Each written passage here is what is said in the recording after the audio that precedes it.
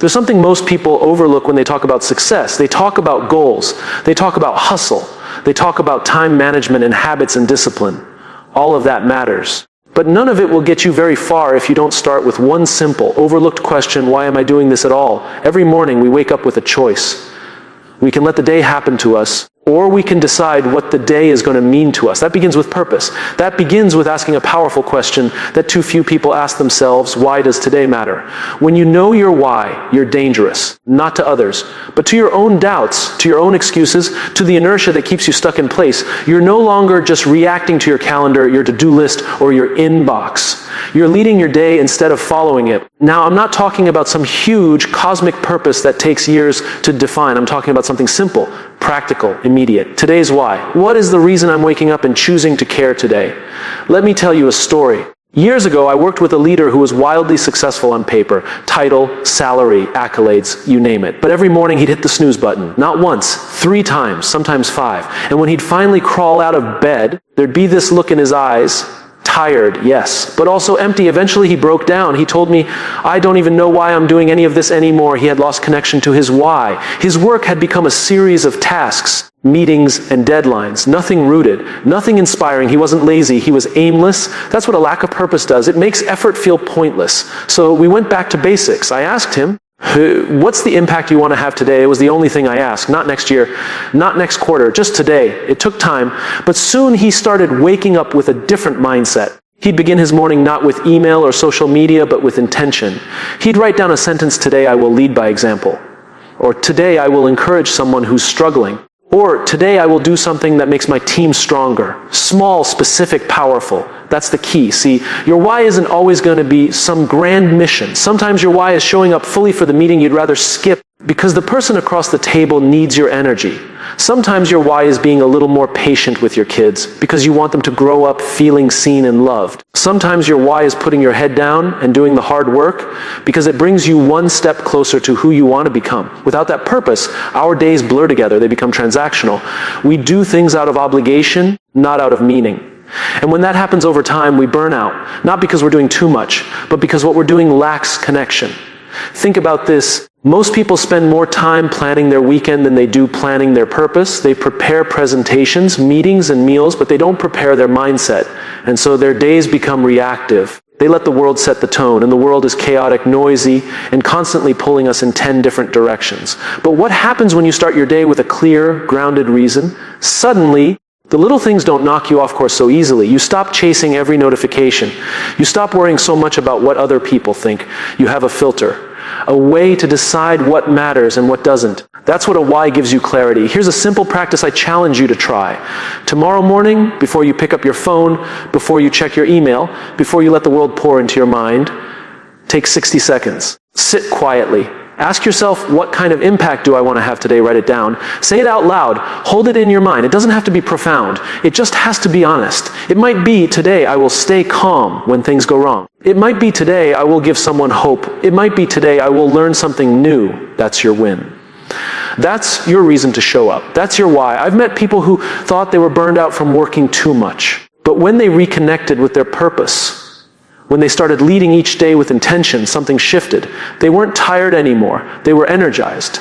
Not because their workload changed, but because they changed. You don't need to change your entire life overnight. You don't need to quit your job or move to a new city. You just need to ask better questions. Questions like, why does this matter to me? Who benefits when I show up fully today? What's the deeper reason behind my routine? When we lead with why, we remember that what we do is not just what we do, it's who we are becoming. Every day becomes a brick in the foundation of the life we're building. And when that foundation is strong, when it's built on purpose, we can weather anything. Challenges don't blarify us. So the next time you wake up feeling tired, overwhelmed, or unmotivated, don't reach for coffee. Don't reach for distraction. Reach for meaning. Start with why. Anchor your day in purpose. And watch how everything else, your attitude, your energy, your results, begins to shift. Because when you know why the day matters, you show up like it does. There's something incredibly powerful about the promises we make. We remember the ones we've made to our teams. We remember the ones we've made to our friends, our families, our partners. We hate letting other people down. But what we don't talk about enough is how often we let ourselves down. quietly, privately, consistently. Think about it. You say you'll wake up early and go for that run. You say you'll start that project this week. You say you'll stop checking your phone every 5 minutes. But when no one's around to notice, it's so easy to push that promise to the side. You justify it. You tell yourself, it's not a big deal, I'll do it tomorrow. And then tomorrow becomes next week. Next week becomes never. And slowly, subtly, you start believing that what you say doesn't matter. But here's the truth. If you can't trust yourself, you'll always struggle to lead others. You'll always feel like an imposter. You'll always be chasing something externally to compensate for what's broken internally. That's why keeping promises to yourself is not about discipline, it's about identity. Every time you follow through on something you told yourself you would do, you're voting for the person you want to become. You're proving to yourself, not anyone else, that your word has weight, that you can rely on you, that you're not waiting to be saved, validated, or motivated. You're in control. And no, it's not always easy, but it's worth it. I once worked with a young entrepreneur, brilliant mind, endless ideas, charming presence. On the outside, people thought he had it all together, but behind the scenes, he was stuck. His business was stalling, his confidence was cracking, and he didn't know why. We sat down and had a raw conversation. I asked him, what's the one promise you keep breaking to yourself? He looked down, took a breath, and said, I keep telling myself I'll finish what I start, but I never do. That moment changed everything. Because once he admitted it, we had something to work with. We didn't start with a productivity tool. We didn't build a new schedule. We started with integrity. He picked one small promise to keep every day, just one. And that small daily win rebuilt his self-respect, brick by brick. People often think they need motivation to take action. But it's actually the other way around. Action builds confidence, repetition builds belief, and belief fuels purpose. Motivation isn't what starts the engine, commitment is. And that commitment must start with you. There's a common trap in leadership. We show up for everyone except ourselves. We run around solving problems, managing fires, meeting deadlines, being available, being helpful, being everything for everyone. But inside, we're exhausted, depleted, running on fumes. You can't pour from an empty cup. And you can't lead others from a place of self-neglect. If you constantly abandon your own needs, your own boundaries, your own promises, you are teaching people that your word is flexible, that you don't matter as much. And over time, you'll start to believe that too. Keeping promises to yourself doesn't mean becoming selfish. It means becoming stable, grounded, trustworthy. Because the moment you start honoring your own word, your energy shifts. You walk into a room differently. You speak differently. You make decisions differently. Not from ego, but from alignment. And alignment is where the magic happens. Let me give you something simple. Tomorrow morning, before the world gets noisy, write down one promise you'll keep today. Just one. It could be, I will drink enough water, or I will be fully present with my kids, or I will spend 20 minutes reading instead of scrolling. Small, clear, actionable. The kind of promise you can keep even when the day gets chaotic. Then do it, no matter what. Follow through.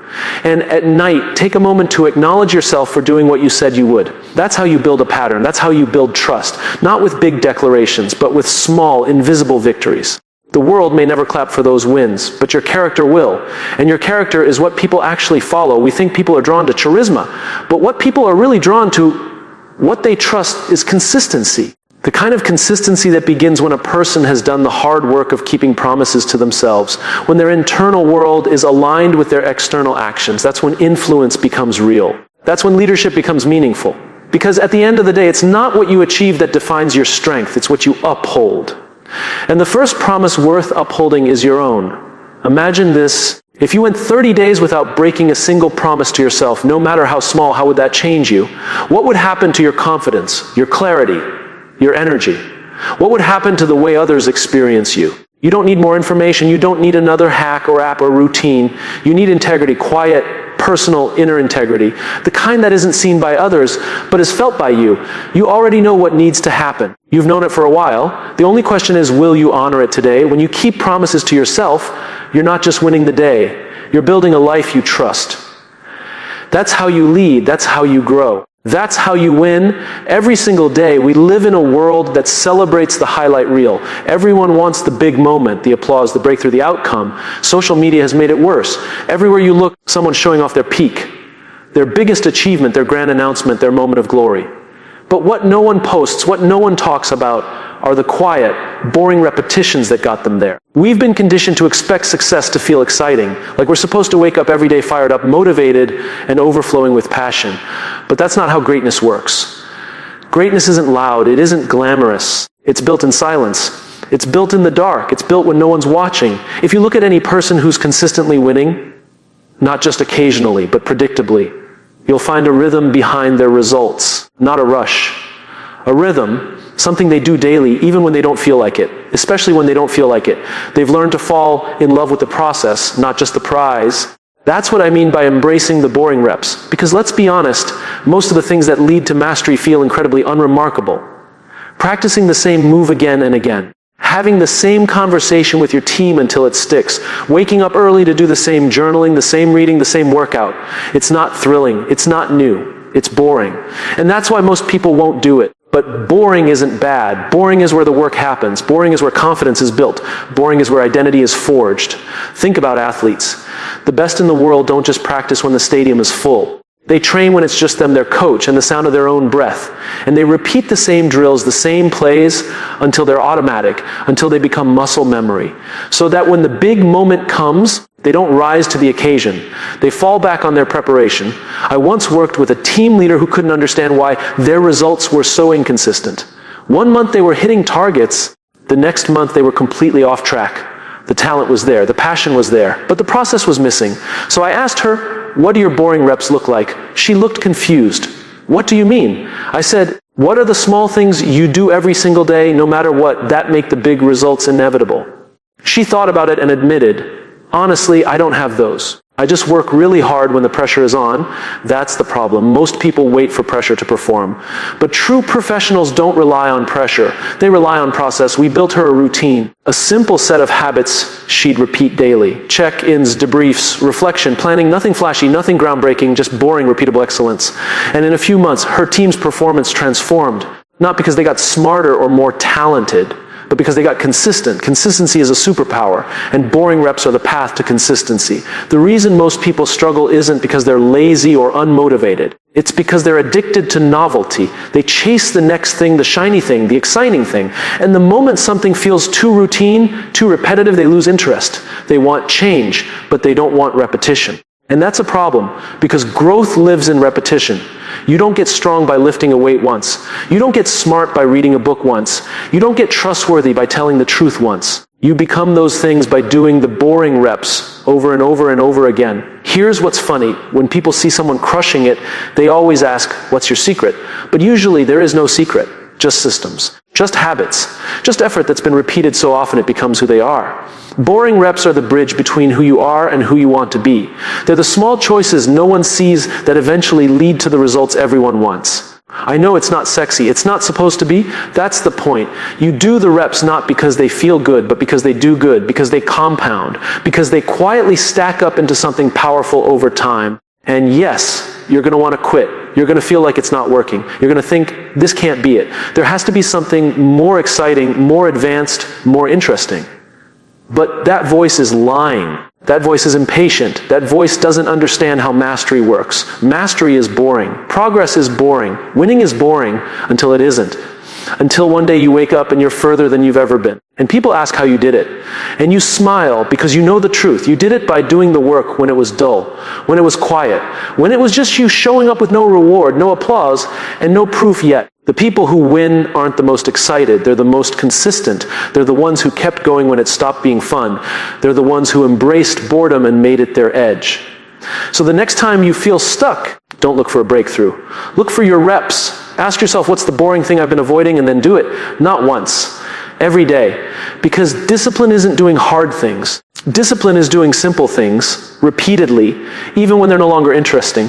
That's how champions are made. That's how trust is built. That's how you create a life that wins every day.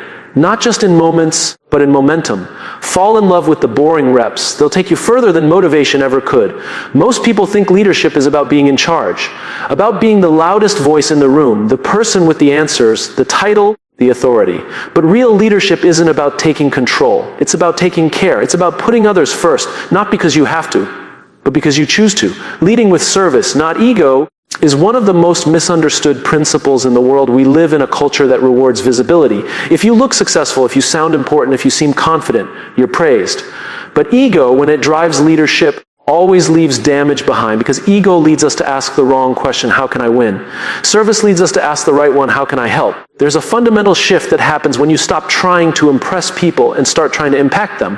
When you stop focusing on being the best in the room and instead focus on bringing out the best in others. That's the shift that separates managers from mentors, bosses from builders, leaders from legends. I remember speaking with a seasoned executive, highly respected, but when you walked into his office, there was no ego, no grand desk, no flexing of titles, no inflated presence. What struck me most was how he listened, fully, attentively, not waiting to speak, not waiting to be right, just present.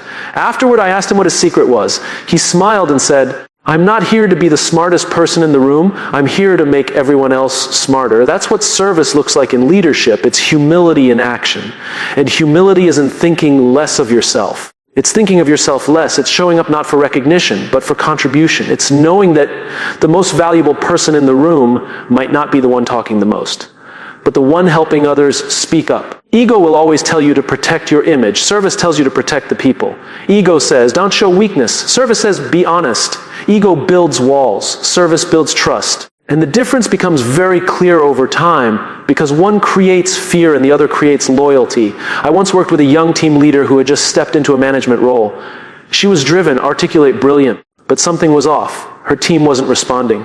There was tension, burnout, resistance. She was frustrated. Why won't they just do what I ask? She said. I told her, because they don't feel seen. They don't feel safe. She was leading from a place of pressure, of performance, of ego, not because she was arrogant, but because she thought she had to prove herself. That's what ego does. It turns leadership into a performance, not a relationship. So I asked her to try something different. I said, tomorrow, instead of checking what your team has done, ask how they're doing. Show up for them before you expect something from them. A few weeks later, things changed, not overnight, but gradually. Her team started communicating more. They started taking more initiative. There was laughter in the room again. Not because her strategy changed, but because her presence did. When people feel seen, they show up differently. When they feel safe, they take risks. When they feel supported, they stretch further. That's the power of leading with service. You don't have to be in a formal leadership role to live this. Leading with service can happen in every part of your life. In your family, your friendships, your work, your community. It happens when you choose to listen instead of interrupt. When you choose to mentor instead of compete. When you choose to build bridges instead of building your brand. Service asks more of us than ego ever will. Because it's not flashy. It doesn't always get credit. But it's the only kind of leadership that lasts. Because it's not built on attention. It's built on trust. We all know someone whose presence makes us feel like we matter. That person who makes space for others, who uplifts, who leads not with dominance but with dignity. That's the kind of leadership the world is starving for. And it doesn't take much. It starts with asking, what does this person need right now? How can I contribute to their growth? What can I do today that serves someone beyond myself? Those questions will change the way you lead. They will also change the way people respond to you. Because service is magnetic. When you lead with empathy, with integrity, with care, people feel it. And they don't just follow you, they believe in you, they show up not out of obligation, but out of respect. Ego seeks to be followed. Service seeks to walk with people. Ego needs to be right. Service wants to get it right. Ego demands compliance. Service earns commitment. This is not about being soft. This is about being strong in a way that lifts others. Leadership rooted in service isn't passive, it's powerful, because it builds cultures where people want to belong. Teams that last. Relationships that matter, results that are sustainable. And the beautiful irony is this: when you lead with service, you do win. Maybe not in the traditional sense. Maybe not in a way that fills headlines. But you win in the only way that counts. In the loyalty of people, in the trust you build, in the lives you elevate. So the next time you feel that tug to prove something, pause. Ask instead, who can I help right now? Who needs to be seen? What does service look like in this moment? Lead with Ed with care. Lead with the mindset that your success will be measured not just by what you achieve, but by what you build in others. Because when you lead with service, the results follow. But more importantly, people follow, not because they have to, but because they want to. And that's how you win, quietly, powerfully, every day. We live in a world that's always rushing toward the next thing. Finish one task and another replaces it. End one day, and the next morning is already screaming for your attention. In the middle of all this motion, there's one habit that quietly separates those who grow from those who simply repeat. It's not something flashy. It's not productivity software. It's not waking up at 5 a.m. It's reflection. We don't grow from experience. We grow from reflecting on experience. And yet, for most people, The day ends when their energy runs out. They collapse into bed, phone in hand, brain overstimulated, heart unsettled, mind racing through unfinished to-do lists. Then they repeat over and over. But the ones who win, who truly evolve, who show up wiser, more grounded, more focused the next day, they do one simple thing that changes everything. They take a few minutes to ask, what did I learn today? That's it. That's the shift. Not what did I do or how much did I accomplish, but what did I learn? What did this day teach me? Because every day offers us something, a lesson, a pattern, a moment of truth. But if we don't slow down long enough to capture it, we lose it. And what gets lost in silence eventually repeats in chaos. I remember working with someone who was chronically overwhelmed, brilliant, driven, talented, but she was always tired, always buried under the weight of her own ambition. She was doing a lot, but gaining very little. Her work was loud, but her growth was quiet. So I asked her one question: do you ever pause at the end of the day and ask what it all meant? She paused. No, she said, I just try to survive it. That's where most of us are, surviving our days instead of learning from them. But your day isn't just a set of tasks, it's a teacher. And when you slow down to reflect, you allow the day to shape you, not just exhaust you. Some of the most grounded leaders I know have a ritual. It's not complicated. At the end of each day, before bed, they sit quietly and ask themselves three things. What did I learn today? Who did I impact today? What am I grateful for today? That's it. Simple questions. But the power is in the consistency. Because over time, those questions build self-awareness. They sharpen your emotional intelligence. They show you not just what you're doing, but who you're becoming.